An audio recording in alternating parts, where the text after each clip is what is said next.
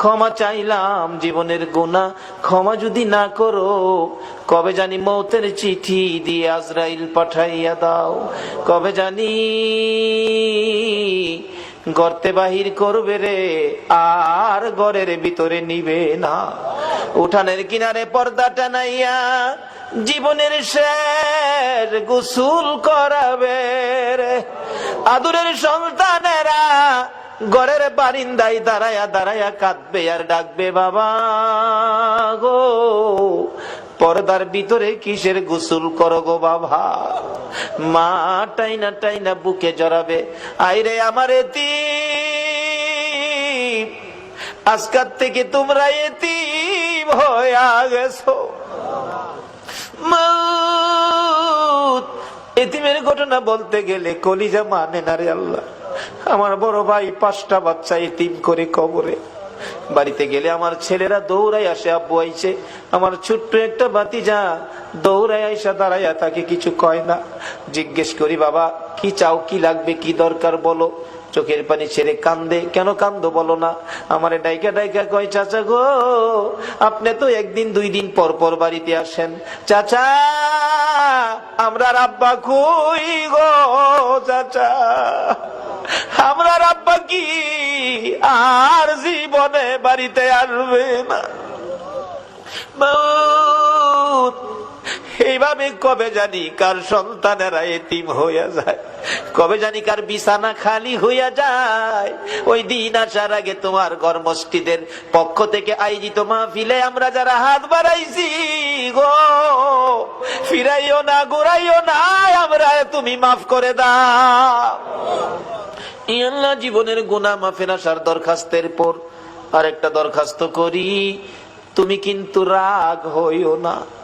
আমি জানি না হাজার হাজার মানুষ এত রাত পর্যন্ত বসে হাত বাড়াইছে, টাকা চাইলে লোকেরা জায়গা, আজকে লোকগুলো গেল না, বসে রইল।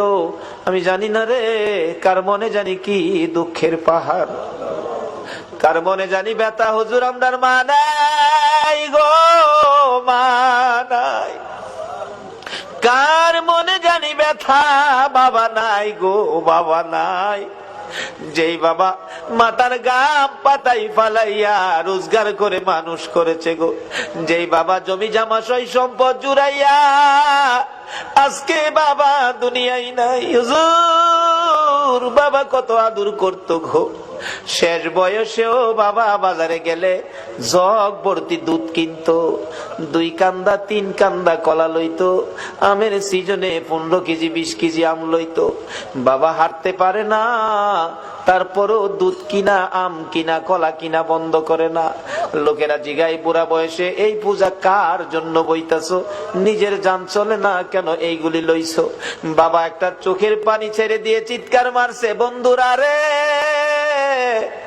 কার জন্য লইছি শুনো রে, আমার আদরের ছেলে মেয়েগুলো দুধ আর কলা ছাড়া ভাত খায় না রে।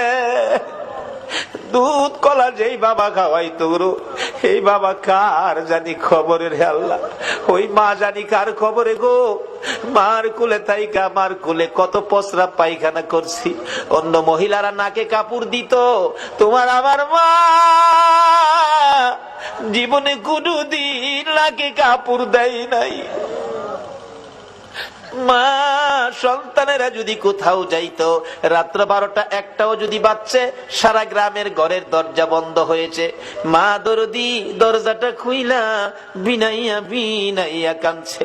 একটা গাছের পাতা যদি পড়ছে, একটু আওয়াজ যদি হইছে, মা 2 কদম সামনে গিয়া একটা চিৎকার মারছে, বাবা আইসনি।